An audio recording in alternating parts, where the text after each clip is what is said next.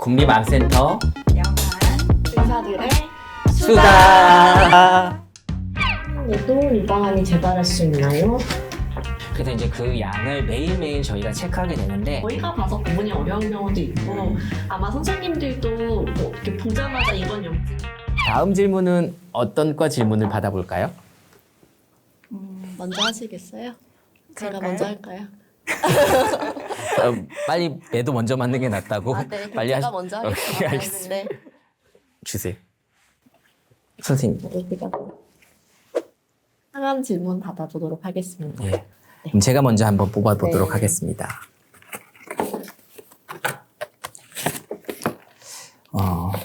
항호르몬제 표적 치료제를 하고 싶은데 할 수 있나요?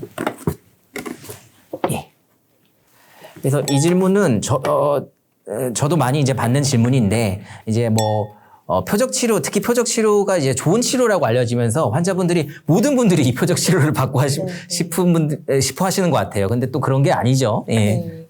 그래서 일단은 그 이제 유방암을 진단받게 되면 이제 유방암인 거를 확인을 했지만 유방암 중에 어떤 타입의 병을 갖고 있는지 확인을 하게 됩니다. 그래서 호르몬 수용체의 발현이 있는지 허투 수용체의 발현이 있는지 검사를 하게 되는데 이제 호르몬 수용체의 발현이 있다는 거는 암이 이제 생기는 여러 기전 중에 호르몬 수용체가 자극을 받고 이제 조절이 잘 안 돼서 여성 호르몬의 자극이 암이 자라고 퍼지는데 관여하는 것을 호르몬 수용체 발현이 있다 이렇게 얘기를 하고 마찬가지로 허투 과발현이 암이 자라고 퍼지고 생기는데 관여를 한다면 우리가 그걸 허투 양성 유방암이라고 구분을 합니다. 그래서 이 표적 치료나 호르몬 치료가 모든 타입의 암에 효과가 있는 게 아니고 호르몬 수용체 발현이 있을 때 호르몬 신호를 억제함으로써 치료 효과가 있고 허투 수용체의 과발현이 있을 때 그 허투가 만드는 신호를 억제할 때 효과가 있는 건데 우리가 이거를 이제 허투 표적 치료제라고 합니다. 근데 이제 유방암 환자분들이 일반적으로 대화하실 때 이 허투 표적 치료제를 줄여서 표적 치료제라고 많이 얘기를 하시죠. 그래서 이게 이제 발현이 있어야지 효과가 있기 때문에 좋은 약인데 안 써드리는 게 아니고 이런 발현이 없는 환자분들은 이런 약을 써도 치료 효과를 볼 수가 없는 타입에 속합니다.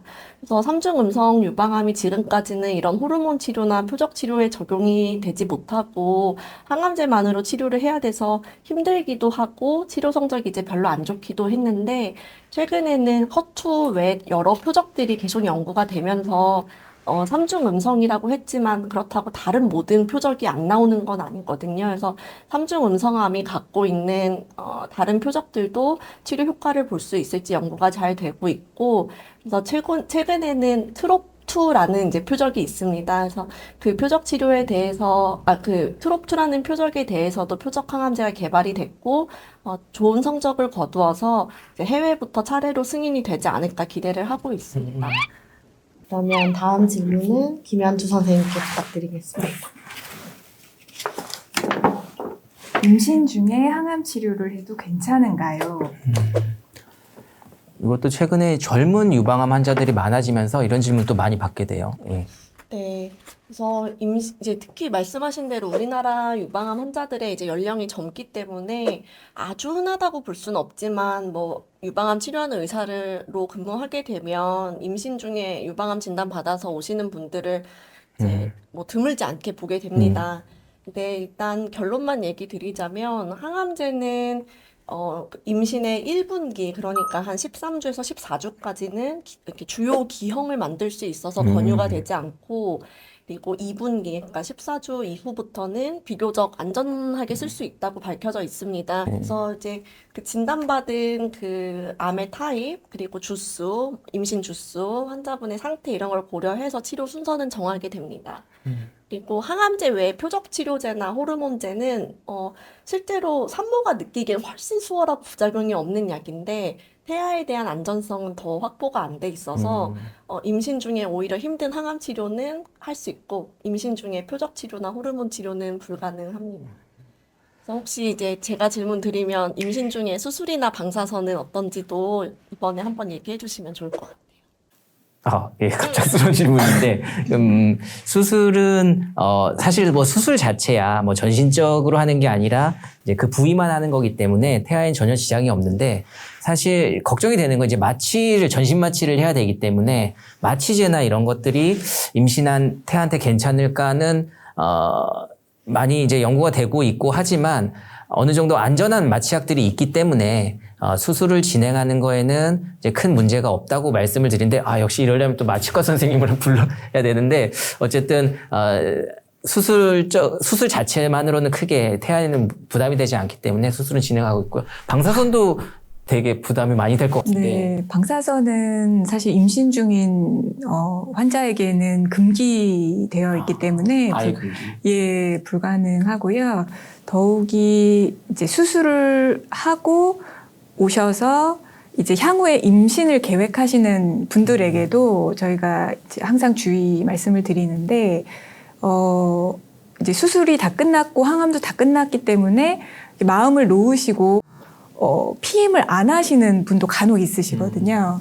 근데 자기도 모르게 방사선 치료 과정 중에 임신을 하게 되면 뭐 기형아 출산 위험 당연히 높아질 수 있기 때문에 방사선 치료 기간 중에는 반드시 피임을 하셔야 되고 사람을 대상으로 한 데이터는 많진 않지만 이제 동물 실험 기준으로 보면 방사선 치료가 다 끝나고도 적어도 6개월 정도까지는 피임을 하시는 게 좋고 이제 그거를 보수적으로 저희가 이제 적용을 한다면 저희 과에서는 방사선 치료 후 1년까지는 피임을 하시는 거를 권장을 드립니다. 근데 또 사실 말씀하신 항호르몬제 이런 것도 기형아 출산 위험이 높고 방사선 치료 받으시는 분들의 대부분은 또 항호르몬제를 드시고 있기 때문에 저희 방사선 치료 끝나고 1년 후라 하더라도 항호르몬제를 드시고 있는 분들은 반드시 그거를 처방하신 선생님들하고 상의를 하셔서 미리 끊으셔야 되는 거죠. 그렇죠. 그렇죠. 그래서 호르몬제도 만약에 임신을 준비한다 하면 유방암이 안전한지와 그리고 뭐 이게 실제로 이게 산모의 나이나 이런 치료력을 고려해서 임신 가능성이 있는지를 좀 면담을 한 다음에 끊고 준비하는 걸로 의논을 하고 있고요. 그래서 다시 임신으로 돌아가서 말씀을 드리면, 이제 저희처럼 유방암을 치료하는 의사들하고의 의견도 중요하고, 또 산부인과 선생님하고 산모 건강한지, 아기 잘 크고 있는지 긴밀하게 협조하면서 진료를 보고 있고, 그리고 이제, 저희가 태어날 날도 어느 정도 정해줍니다. 이때 낳으면 가장 좋다. 이때 아기 낳고 오셔라 해서, 이제 아기가 나올 때쯤엔 항암을 쉬면서 이때쯤 하고 회복해서 오시면 바로 다시 재개하겠다. 이렇게 해서, 뭐 큰 문제 없이 산모들도 진료하고 있습니다. 그럼 다음 질문 뽑아볼까요? 네, 뽑아주시죠. 제 차례인가요? 네. 이게 또 많이 하시는 질문이죠. 항암하면서 손톱이 변하고 부러지고 빠지는데 어떻게 해야 하나요? 네. 항암제 하면서 손톱에 뭐 선이 간다, 아니면 색깔이 변한다, 그리고 손톱이 얇아진다, 또는 무좀처럼 두꺼워진다, 이렇게 호소하시는 분들은 굉장히 흔합니다. 근데 이제 안타깝게도 이거를 뭐 완전히 예방할 수 있는 치료가 있거나, 뭐 이게 손톱을 건강하게 만들어지는 어떤 영양제가 있지는 않습니다. 항암제를 하면서 자연스럽게 있을 수 있는 일이라는 걸 조금 받아들이셔야 되고, 다행인 점은 항암제가 끝나고 나면 손톱은 다 회복을 합니다. 근데 좀 주의해서 봐야 하는 상황은, 이게 손톱이나 발톱에서 고름이 나오거나, 손을 못 댈 정도로 아프거나, 이러면 이제 거기에 염증이 동반될 되는 걸 수도 있어서 이제 그런 경우에는 근처 피부과에 가서 소독을 하거나 뭐 농양이 좀 찬 경우에는 이렇게 찔러서 배액을 하거나 그리고 필요하면 항생제를 바르거나 먹는 것까지도 모두 근처 피부과에서 좀 받아보시라고 얘기를 드리고요. 항암하는 중에는 또 색깔 가리려고 이렇게 칠하시는 분들도 있는데 그게 손톱 건강에는 도움이 되지는 않는다는 점은 기억하시는 게 좋을 것 같습니다. 그러면 마지막 질문 뽑아보도록 하겠습니다. 수술 전에 항암, 수술 후에 항암, 그 둘의 이유와 차이가 궁금합니다. 네. 예, 앞에 잠깐씩 나왔던 내용들이죠. 근데 이제 한번 정리해서 말씀 네네. 수술 전후에 하는 항암은 어쨌든 목적은 비슷합니다. 재발을 낮추는 게 목적이고요. 예전에는 수술하고 나서 항암을 하는 경우가 더 많았는데, 수술 전에 항암하는 게 득이 더 많아지면서 이제 수술 전에 항암을 하는 경우가 점점 늘어나고 있습니다. 그래서 수술 전에 항암을 해서 좋은 점이라고 하면, 외과 선생님들을 먼저 만나고 오셔서 그런지 몰라도 환자분들이 이제 제일 잘 아는 게 좀 줄여서 수술할 수 있다. 그럼 줄이면 유방의 수술 범위도 적어지고 특히 이제 겨드랑이 수술 범위가 줄어들고 하는 것도 장점이고요. 근데 혈액종양내과 입장에서 더 중요한 이유는 수술 전에, 그러니까 몸에 암이 있는 상태에서 항암을 하면 약물을 줬을 때 암이 얼마나 좋아지는지 이런 반응을 관찰할 수 있다는 겁니다. 그리고 이제 수술 전에 항암을 하는 경우는 조금 더 구체적으로 얘기를 드리면 이제 허투 양성 유방암이나 삼중 음성 유방암은 조금 더 공격적인 타입의 유방암입니다. 그래서 이제 그런 유방암 환자들은 림프절 전이가 있거나 아니면 크기가 2cm 이상으로 크거나 하면 수술 전에 항암이나 이제 표적 치료를 먼저 하는 거를 권유를 드리고요.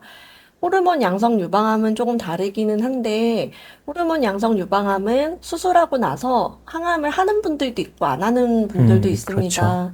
네, 그래서 수술을 해보고 여러 검사 결과들을 종합해서 항암제를 결정해야겠다 할 때는 수술하기 전에 항암을 하지 않고요. 근데 환자분이 왔는데 뭐 나이나 병기나 여러 병의 공격도를 고려를 했을 때 이거는 수술을 해도 명백하게 항암을 하겠다 싶은 분들은 수술 전에 항암을 권유를 드리고 있습니다.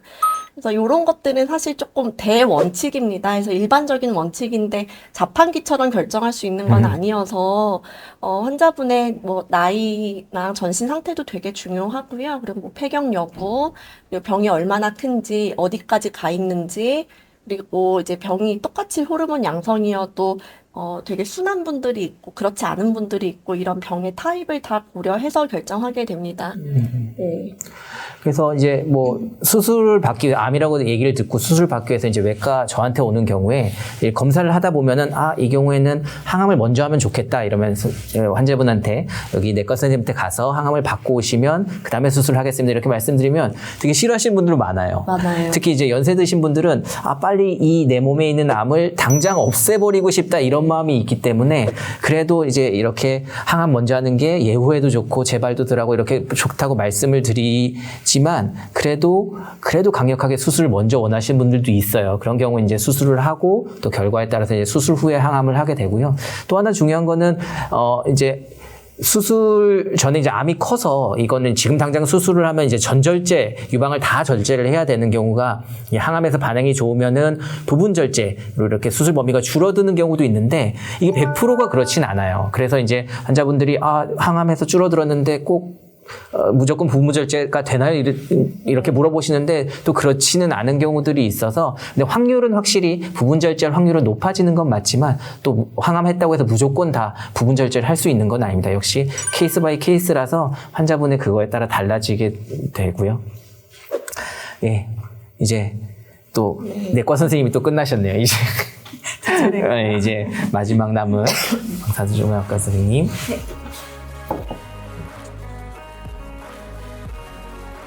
방사선 받은 유방에 열이 가해지면 섬유화가 더 악화될 수 있다고 알고 있습니다. 수술한 쪽, 또 방사선 치료 받은 쪽 유방으로 이제 모유 수유를 해도 되냐? 이런 질문도 많이 받게 돼요. 이 영상을 보시고 이제 궁금한 점 있으시면 댓글로 남겨주시면은 저희가 최대한 답변을 남겨드리도록 하겠습니다. 감사합니다. 감사합니다. 그럼 안녕. 우리 맘센터 유튜브 채널 구독과 좋아요 부탁드립니다. Way back a year ago.